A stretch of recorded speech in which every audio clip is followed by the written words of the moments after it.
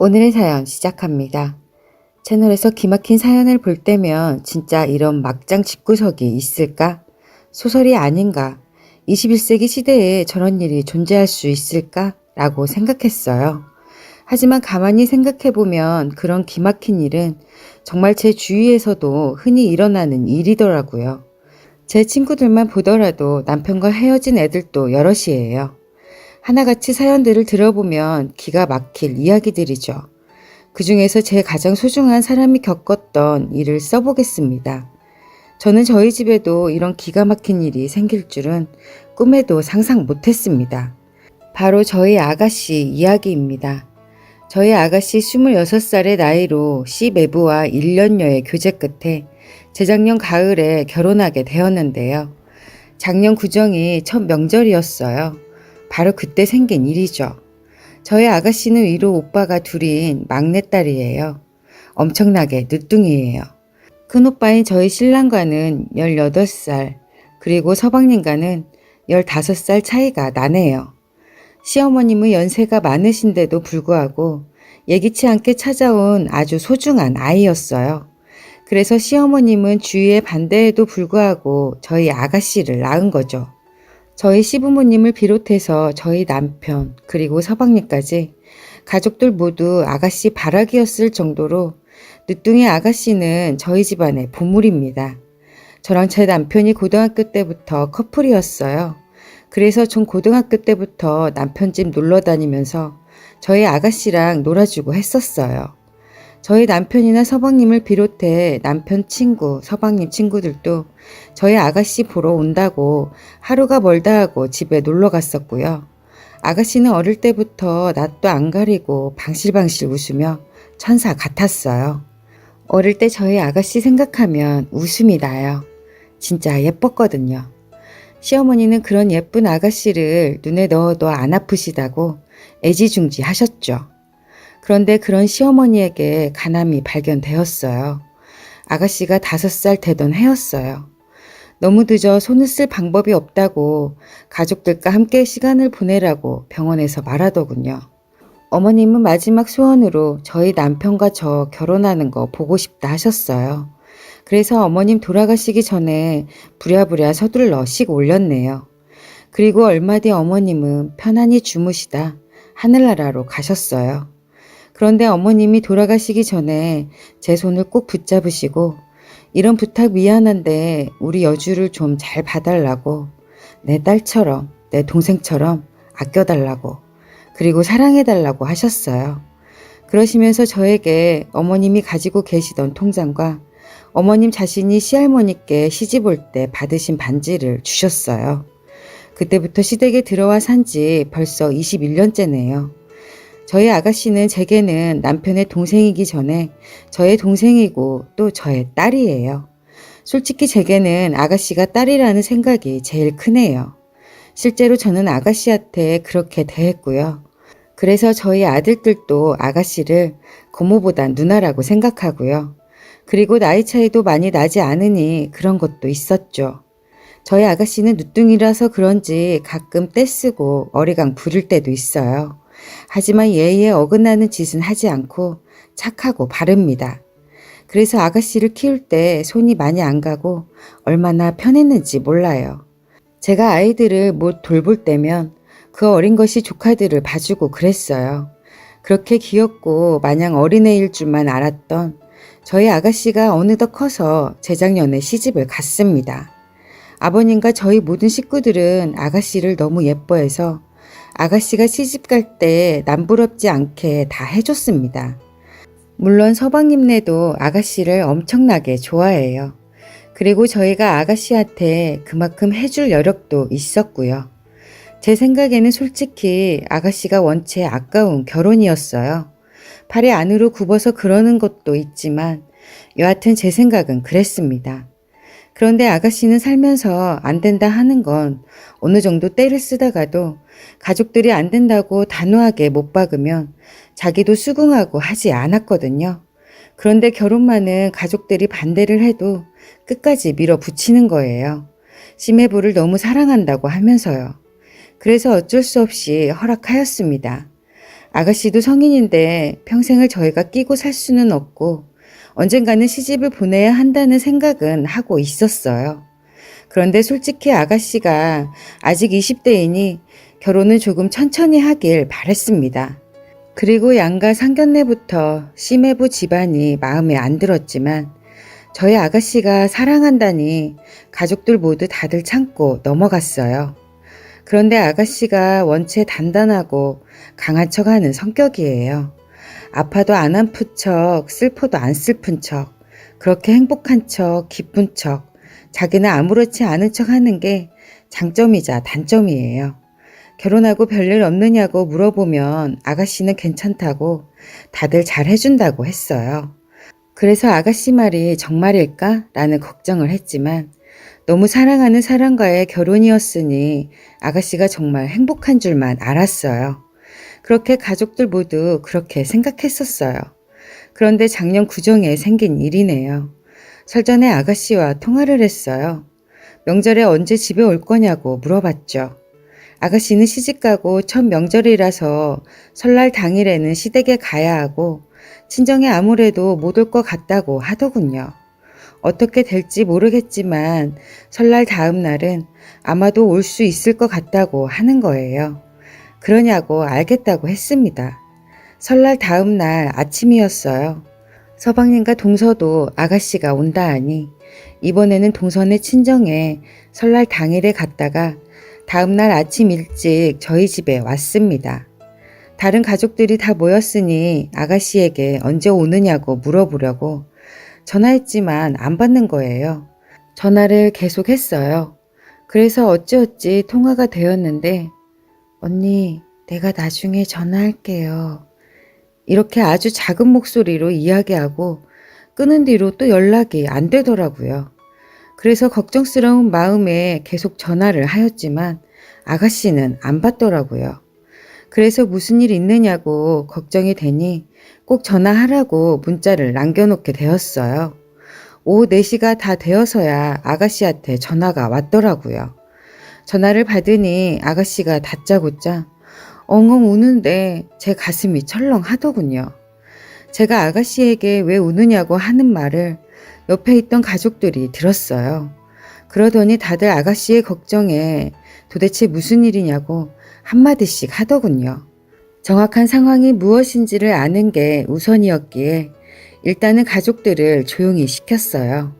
울지 말라고 아가씨를 한참 동안 달랜 뒤에 왜 그러냐고 물었어요. 아가씨가 한 이야기는 정말 기가 막혔어요.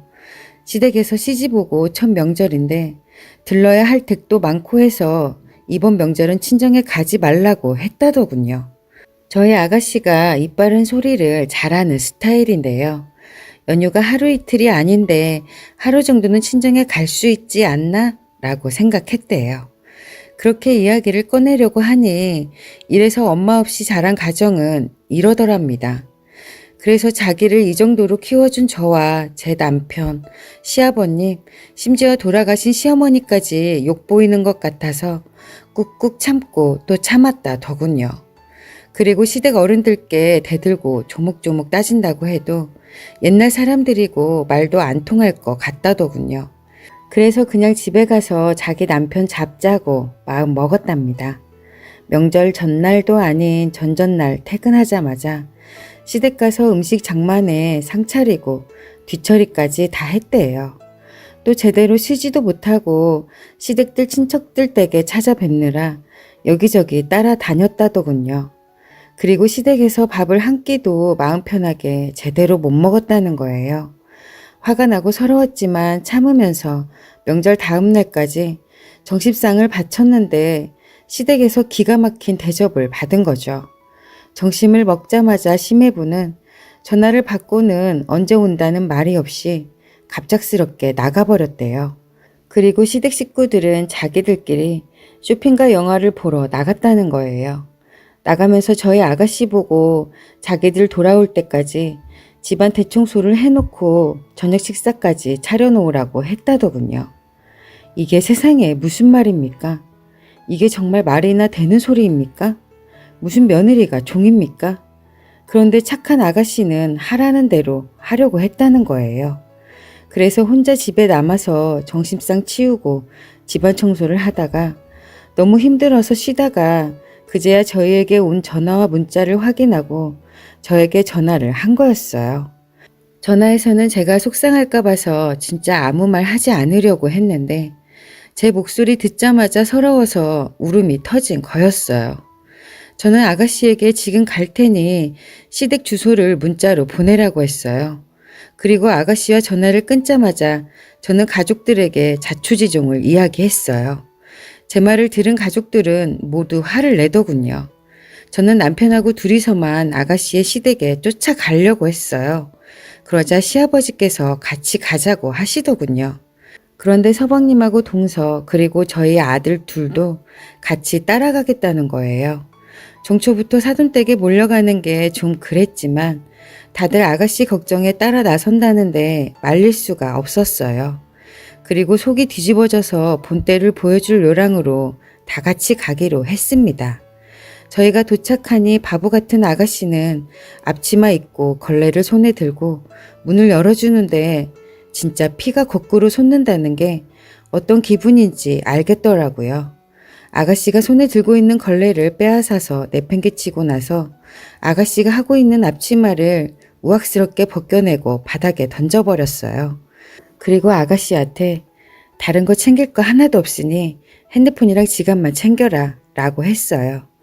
저희 아가씨는 그 말을 듣고 놀라서 이러지도 저러지도 못하고 있었어요. 그 사이에 저희 동서가 아가씨 핸드폰과 지갑을 어디서 찾아왔더군요. 그래서 아가씨 데리고 그 집에서 나가려고 하는데 사돈댁이 오셨더라고요. 그리고 심해부도 같이 있더군요. 따로 나갔다고 들었는데 이것들이 작정하고 아가씨에게 그랬구나 싶었어요. 그렇게 딱 마주치자 사돈들이 철문피를 깐 것인지 아무렇지 않게 인사를 하더라고요. 다 같이 무슨 일이시냐며 정말 아무런 일도 없다는 표정으로요. 그 순간 시아버지는 뒷목 잡고 쓰러질 뻔했어요. 남편과 서방님은 고래고래 소리 지르며 우리 여주 키우는데 보태준 거 있냐? 왜 남의 집 귀한 자식을 명절인데 집에도 안 보내고 당신들 집에서 노예살이 시키는 거냐? 라고 따졌어요. 그런데 그쪽 집구석에서 나이도 먹을 만큼 어른이란 것들이 저희 아가씨가 집에 안 가도 되고 자신이 남아서 집 청소한다고 했다 이러는데 어처구니가 없더군요. 저희 아가씨 거짓말 절대 하지 않습니다. 거짓말 하는 건 자신을 속이는 일이고 비겁한 짓이라 그런 건 절대 하지 않는다는 사람이에요. 그리고 아가씨가 저희 집에서 가족들이 자기를 기다린다는 걸 아는데 집에 안 가도 된다고 할 리가 없잖아요. 완전히 사람 하나를 바보 만들어 버리더군요. 그 말 듣자마자 제가 너무 열이 뻗쳐서 심해부를 쳐다봤어요. 심해부가 사실을 이야기하고 잘못했다고 하길 바랬어요. 그런데 심해부는 저와 눈이 마주치자 고개를 돌려버리고 아무 말 하지 않더라고요. 순간 더는 참지 못하고 심해부에게 다가가 따귀를 양쪽으로 날렸습니다. 정말 온 힘을 다해서요. 그리고 이야기했습니다. 아가씨가 나한테 딸 같은 존재란 거 다 알지 않느냐고 했어요. 그런데 지금 네가 내 딸을 데려다가 도대체가 뭐하는 짓거리냐고 내가 네 집구석 마음에 안 들어도 내가 내 딸 사랑한다고 믿어달래서 소중하고 귀한 내 딸을 준 건데 이따위로 할 수 있느냐고 했어요. 너 같은 자식을 믿고 절대로 내 딸 못 주니까 내가 데려간다고 아들들한테 당장에 누나 데리고 나가라고 했습니다. 저희 아들들이 아가씨를 데리고 나가면서 아들들도 심해부 죽일 듯이 쳐다보더라고요. 상황이 그쯤 되니 심해부가 그 자리에서 잘못했다고 무릎 꿇었어요. 그 모습을 보고 사돈댁은 심해부 일으킨다고 난리가 났어요. 그렇게 온갖 고성 왔다 갔다 하게 되었죠. 심해부는 저희 가족한테 잘못했다고 울면서 비는데 내가 이딴 집구석이랑 영 끊지 않는 이상 우리 여주랑 절대 합칠 생각 말라고 대놓고 말했습니다. 그리고 할 말 있으면 그쪽들도 너도 여주한테 전화해서 말할 생각 하지 말고 직접 저희 부부에게 전화하라고 하고 나왔죠. 그리고 그 집에서 나오자마자 아가씨 전화기부터 뺏었어요. 그리고 집에 도착하니 심해부가 따라왔더군요. 아가씨를 방에 들어가 있으라고 한 후 신매부에게 앞으로 어떻게 할 거냐고 했어요. 앞으로 이런 일 절대로 없게 하겠다고 하며 그냥 잘못했다고 용서하라고만 하는 거예요. 저나 저희 집 식구들은 아가씨 시댁 쪽이랑 신매부가 연을 안 끊으면 다신 합칠 생각 말라고 했습니다. 그랬더니 신매부는 그럴 순 없다고 하더군요. 결국 아가씨는 이혼을 하게 되었어요. 아가씨는 이혼 후에 한동안 힘들어했어요. 가족들 모두에게 걱정을 끼쳤다며 모두에게 미안하다고 자기가 죄인이라고 자책을 하는 거예요. 저는 그런 생각을 왜 하느냐고 가족끼리는 그러는 거 아니라고 달랬어요. 그리고 저나 가족들 모두 아가씨가 빨리 기운을 차리게 더 신경을 썼고요. 아가씨는 금방 예전의 밝은 모습을 되찾았어요. 참 다행이었어요. 이번 일로 아가씨가 남자를 못 믿고 다시는 다른 사람 못 만날까봐 걱정이에요. 하지만 저는 아가씨를 믿어요. 이번 일도 잘 이겨내서 더 성숙한 사람이 될 거라는 걸요. 그리고 그렇게 되도록 제가 옆에서 잘 돌볼 겁니다. 긴 이야기 들어주셔서 감사합니다.